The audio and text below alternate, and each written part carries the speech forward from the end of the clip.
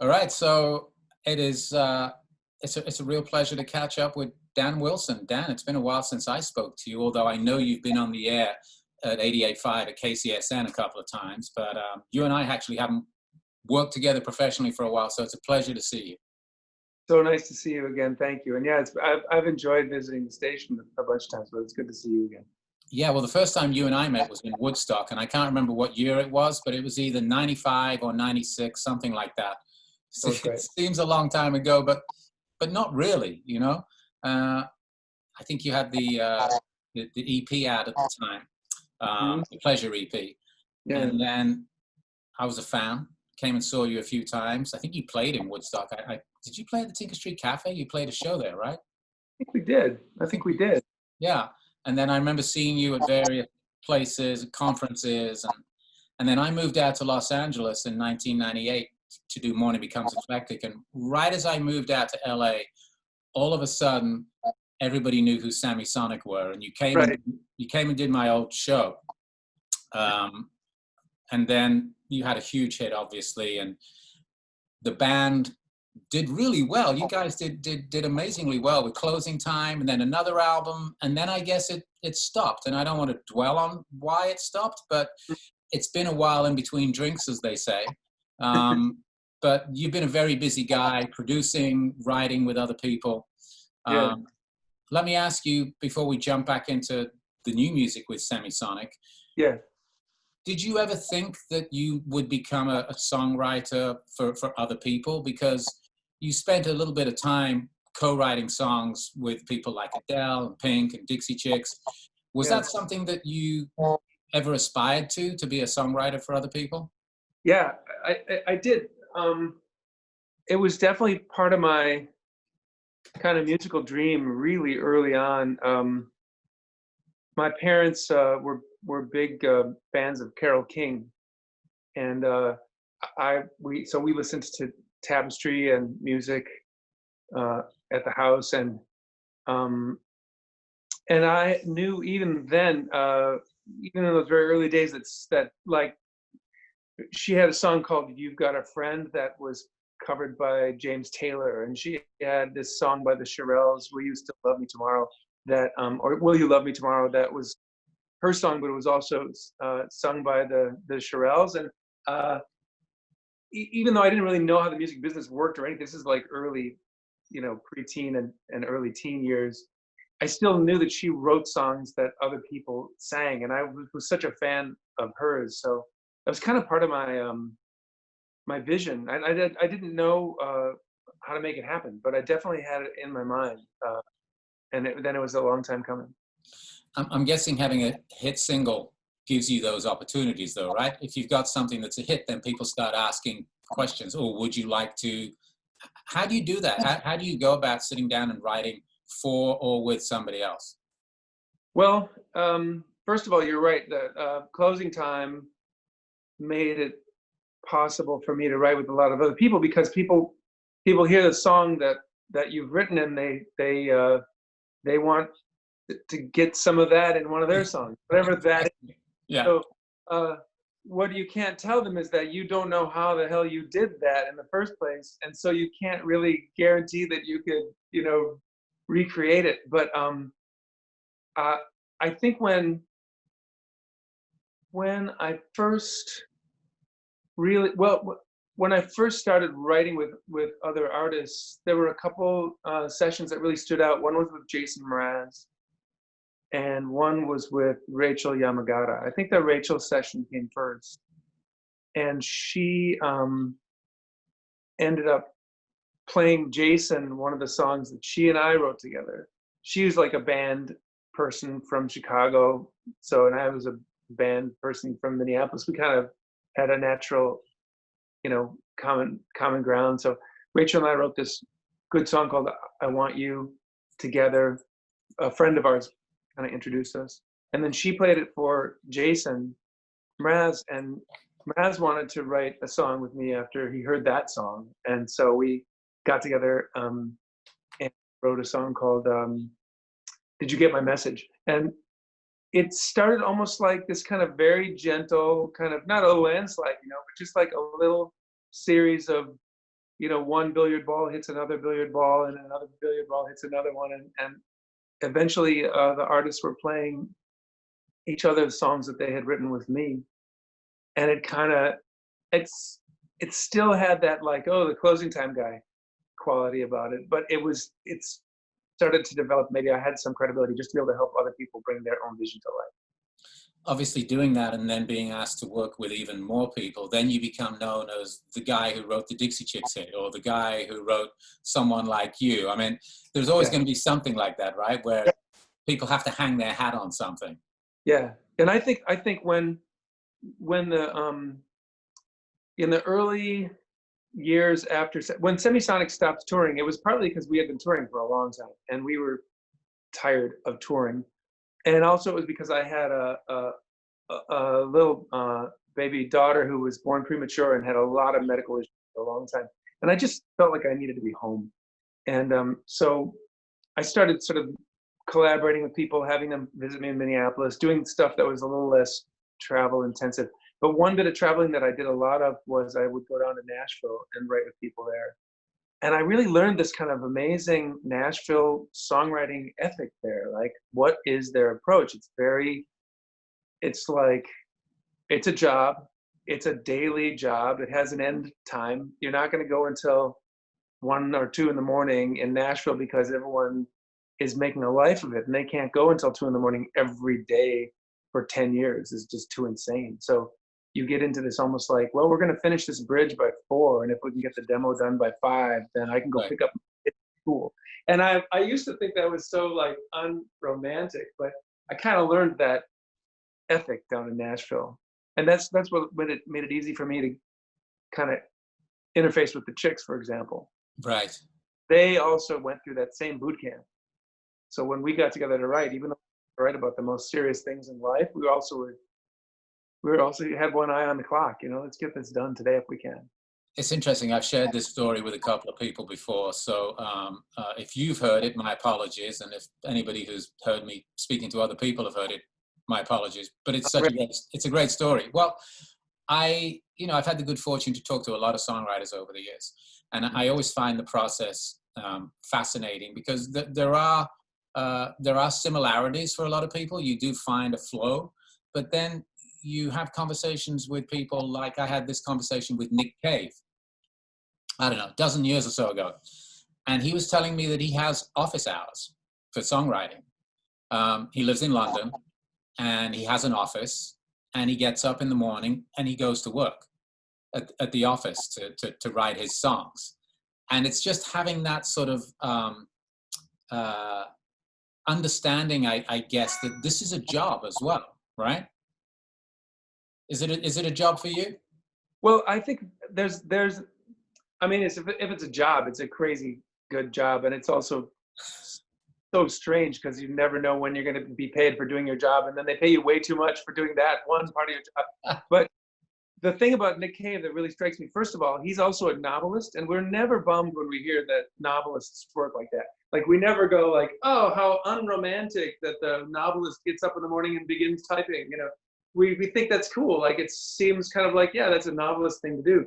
But that's partly because being a novelist is such a vague job description, and no one cares if you go to work. No one cares if you write a book. Nobody cares if you write that book, and unless they gave you an advance for it. But in general, that's the world's attitude towards most artists. Like, we don't care, do it or not, who cares? And so I think artists, almost like as a defense mechanism against their own internal chaos, and also against the world's, having no urgency for them to do anything, artists get into that mode of like office hours, like you said about Nick Cave. I think that's so vivid and great. Like, well, I just go in. It's like a blue collar or a white collar job. It's like an office job, and I'm like doing it every day. And I knock off at 3 and go to the pub or whatever it is that people do. But it makes perfect sense. It's a way to have some structure in a chaotic life. Well, as you've been busy, obviously, working with other people, you've also carried on writing for yourself, and you've put out a couple of solo albums. And I think the last time I actually talked to you professionally was when Free Life came out in 2007. Yeah. I think you were on the old show in Santa Monica, actually. I seem to remember you coming in. That's right. and I know you've done a ton of these things as well. So sometimes you have to sort of remember how things line up. But I'm pretty sure you came in just before I finished up over there. And I guess the question that I wanted to ask you is, what about touring and what about performing live? As you've been writing with other people, writing solo stuff, and we're going to jump back to Semisonic because I know you started playing again a few years ago, but did you ever miss that part of it, the live part of it? Yeah, I think I've managed to, years I've managed to have a dozen gigs, which is not a lot in the life of a touring musician. Not at all. But it's been a kind of, what I realized was, even in, when Free Life came out, I probably did a lot of gigs that year and the next year, and I had fun, and I went went down to Australia, and I went to the UK and played shows in Europe, and I did all that. So I probably did 40 shows each year for a couple of years that year. But even that isn't a ton for a touring artist, and I had already had my fill of that life. But then for a while, I think I kind of slowed it way down, and then I got kind of sad, and I realized that without that sense of connection with an audience, I don't know if you're spitting in the wind or just like throwing a pebble in the ocean and it sinks and it's gone. I want to have some sense that I'm connecting with people, and I don't really get that sense. If I have a song that charts, I'm happy for some reasons, but I don't get a sense of connection from somebody saying, "Oh, it's number X on the chart." Like, I don't feel that bond. Whereas playing for a couple hundred people, even, at Joe's Pub in New York or wherever, it's just a really, really like a connecting experience. And I just kind of have tried to keep that practice alive. And then, yeah, Semisonic started like doing more shows in the last couple of years, and that's been super great too, because we remain close. We've been friends ever since. So it's been a nice way to reconnect with them. Well, there's the three of you, obviously, with Jake and John, and Yeah. you started doing shows again. Did you know that you would record again, or did that just sort of come along? I always thought that we would. I always thought, I'm not sure what my psychology is on this. There probably is a lot of complicated psychology, but in the couple years after Semisonic started touring, let's say 2003 through 7, I was working a lot with Rick Rubin on Free Life, my solo record, and we spent a ton of time making that album together. And he really kind of, pretty, in his gentle but forceful way, he really kind of cultivated my solo recording sound, and like a kind of Southern California country rock influence thing that he thought, when I did that, that's what he liked the best. And as we did that, the more he and I made songs like that, I think maybe in some ways, like, the more my songs became more kind of universal in some ways, but they became less specifically playable by Semisonic. And I occasionally I would sit down and try to write a Semisonic song at that time, and it just wouldn't sound like the band. And I it's almost like I forgot how to do that. And it took me so long to like remember how to be that guy again. And I have like 2000, maybe in 17 or early 18, I was like, wait a minute, I know how to be that guy again. This is Yeah. fine. Songs sound like. Is it like different muscles for different parts of what you do? Because obviously you're a multi-dimensional artist. You write songs for you write songs for your band, you write songs with other people. It's going back to the thing about Nick Cave, for example, right? Putting himself into that sort of box for the day. Yeah. Do you find that you have to do that for the different parts of you as a songwriter, depending on what you're writing for? I'm with you, but it almost works the other direction. It's like this: if I'm writing with somebody for them, and I and good fortune smiles on me, and I can get that groove that sounds like them, you know, in some way has their groove in it, then the song we're working on can work for them. You know, we finish a song and they could go, this is perfect. I feel so connected to this. Other times, if I'm on a different, if some other thing is happening musically in me, we could come up with a great song, but the person I'm working with might be like, this is amazing, but I don't think I could sing this. And I think that's what happened with Semisonic. Like I needed to remember that with my band, I'm kind of writing for the rhythm section. I'm kind of writing for John and Jake, which is the rest of the band, obviously. Which is the whole band, but Yeah. that's the pulse of it that needs. My guitar part is like frosting on that cake, you know. It's more like I need to have a song that rhythmically feels like them, and then when I do that, it's like everything else falls into place. And I for some weird reason, either I was avoiding it or I couldn't do it until like 3 years ago. And then it was like, oh, wait a minute, this is easy. So right now we're recording this in July 6th.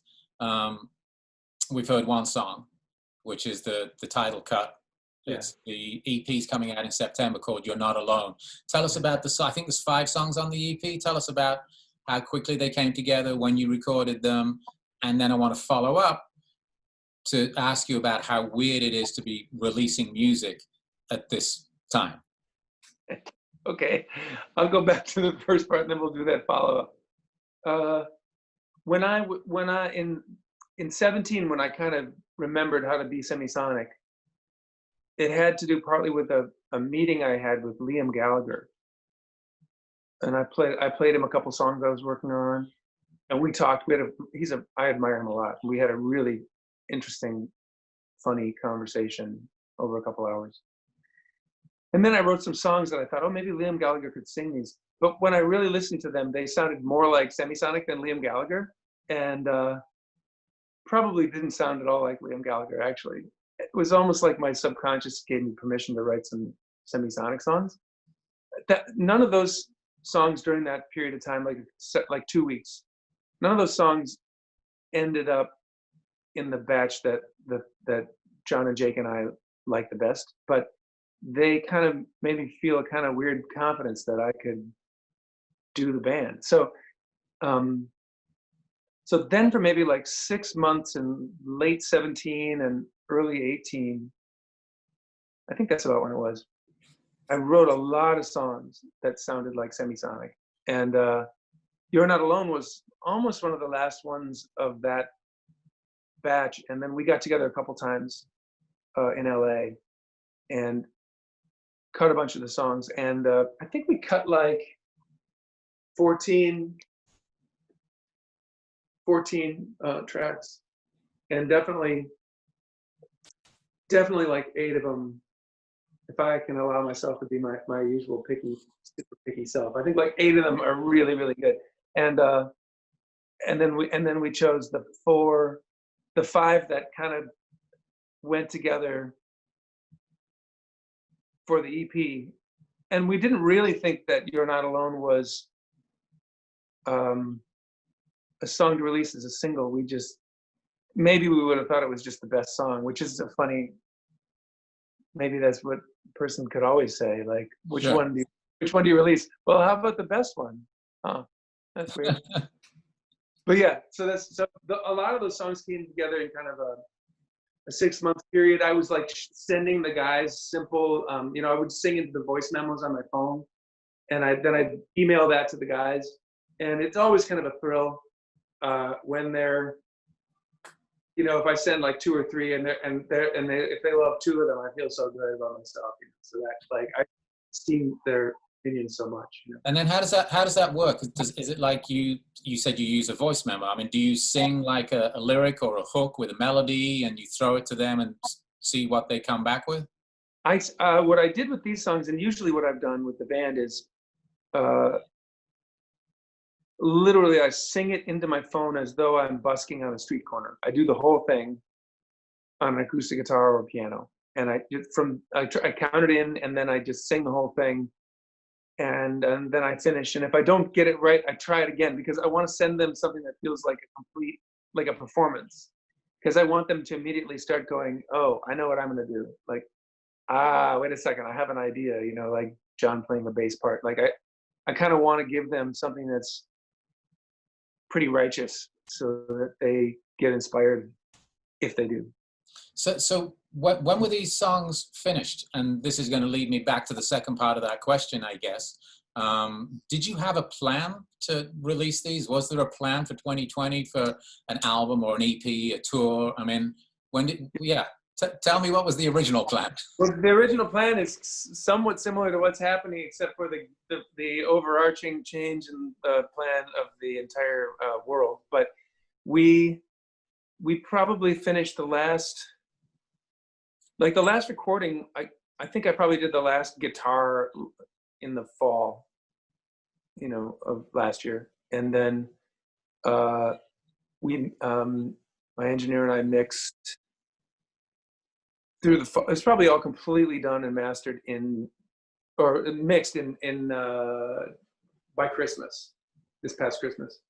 And then we got it mastered in January, February, before the pandemic took over our lives. Sure, before we knew it was upon us. Yeah, and the way, and we had been thinking, okay, we'll try to put this out. We have an EP's worth of songs. They sound really beautiful together. Going to put it out sometime in the spring or fall, probably spring. And I think we basically have marched along with that. I think maybe when we sort of moved the EP to the fall, I've been thinking more, maybe I'm more pessimistic, but I've been like, no one could have convinced me even in March that September things were going to be normal. I don't think I would have believed. I didn't believe it then. But I also feel like the songs are kind of awesome, and I want people to hear them, and I don't want to just wait until the world becomes normal and everyone's happy, and then, because who knows when that's going to be. Share my music, you know. Now that you feel great, here's some tunes, you know. I just want us to do our thing, and you know, there's been some, you know, I think in the world of music, the isolation of the lockdown and COVID and the way it's changed our behaviors is a big deal. But equally big is like what, you know, the Black Lives Matter movement, and a kind of a sense of like, you know, how much of the oxygen do you want to take in the world? And I kind of felt like people need music. I don't think Semisonic is going to steal too much oxygen from the national discussion, and I know enough people who work in the areas of the movements that we're concerned with, you know, social justice movements. I know enough people who work in those areas, and almost all of them are like, oh, keep doing art. Please don't, you know, we really hope no one stops doing art. That would be sad. Well, one of the things that we've been hearing, you know, in the last 4 months at, you know, the station at KCSN from our listeners is, you know, when this all started going down, and you know, beginning of March, I guess, when we started to become aware of it, and you know, we're a small radio station, you know, it's very much a bootstrapped operation, and we sort of had a couple of conversations. As you know, I don't run the place, I just do a show, but you know, we have conversations, and our audience just kept telling us, just keep playing music, just keep playing the music, just please just keep doing what you do, so that we have somewhere to go get a little bit of comfort. And I think, you know, we could talk about this all day, but you know, that's one of the things that music can be, right? It can be a port in the storm and just make you feel like, you know, there's something other than crazy or whatever it is. So I'm all for that part of the plan. So were you going to tour? I mean, I'm sure you were probably going to do some dates, but was there a plan initially to play out? Yeah, we've canceled. We canceled several summer shows, and I think we were going to do a dozen gigs in the in the fall, and we've canceled all that. And we've always had, the Semisonic has always had really, possibly because of the music we've all been obsessed with our whole lives, but we've always connected a lot in the UK. And so there was also a UK tour plan that had to be, I mean, I say not canceled, but like, you know, we'll eventually do that. You get there in But the end. Yeah. that had to be put off indefinitely, I guess. But I still hope that we'll get a chance to do that. One of the best parts about the band for me is just the way we sound when we play. I just really like it, and it doesn't sound like anything else. And you know, I've played with so many different geniuses, and been very, very lucky that way. And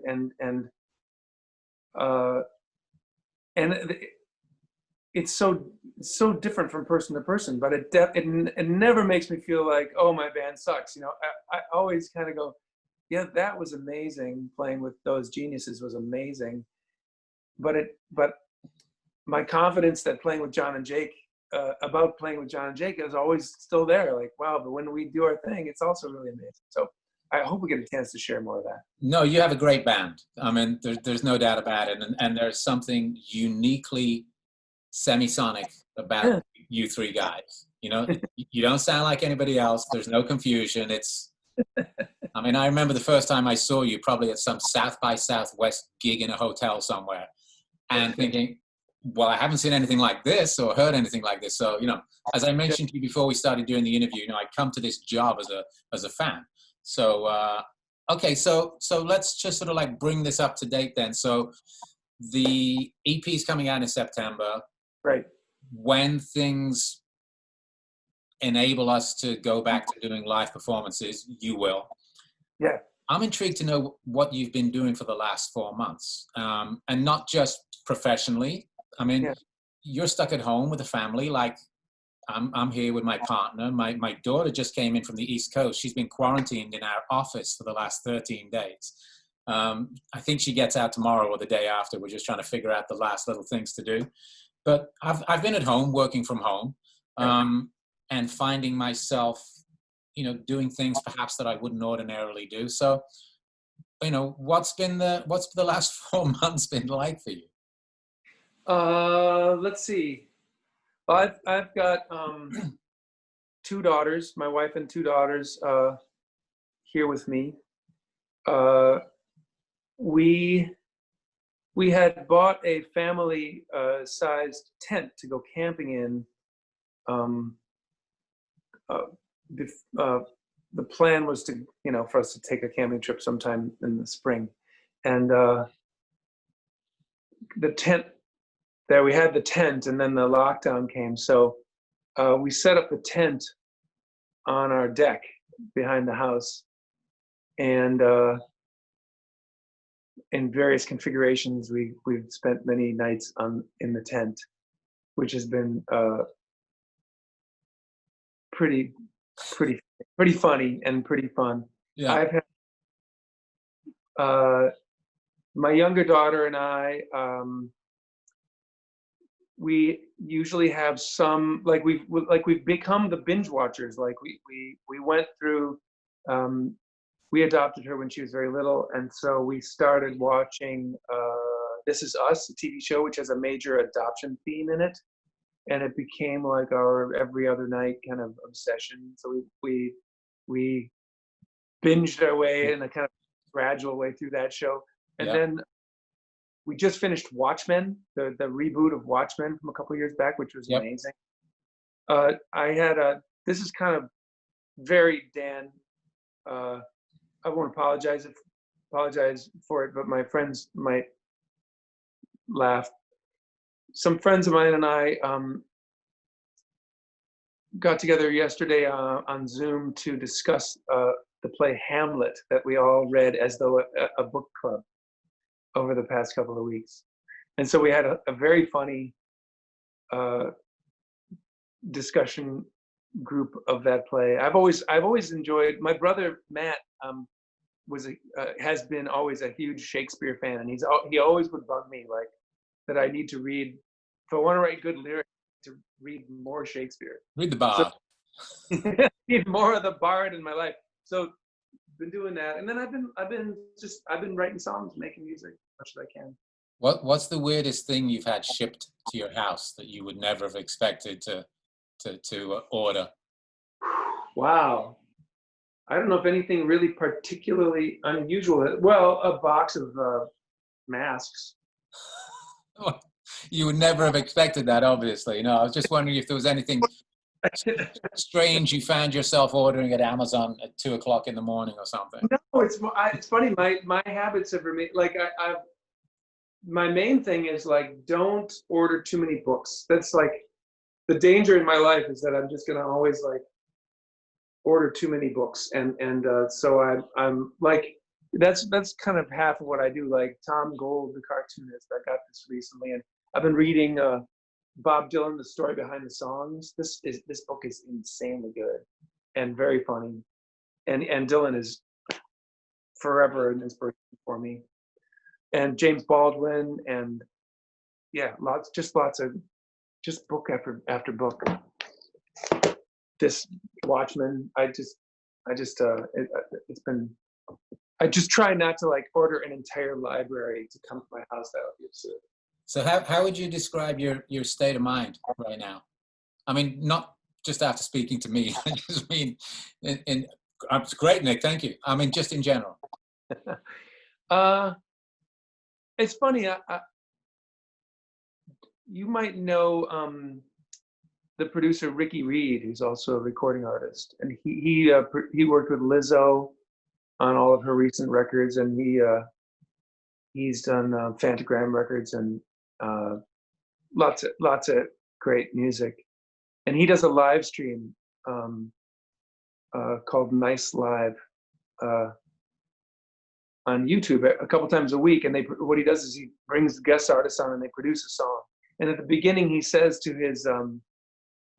his chatting or his commenting audience on the side, so how are we all doing today? How are we today? And he'll say, I think I'm like a 5.8.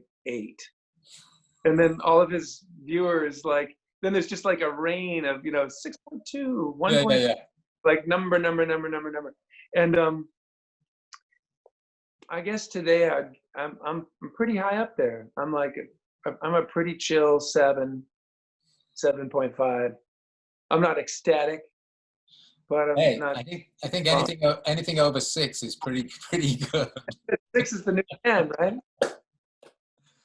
Well, listen, man, it's great to have a chat with you, albeit through the wonders of Zoom. But hopefully we'll get a chance to see each other in person somewhere in the not too distant future.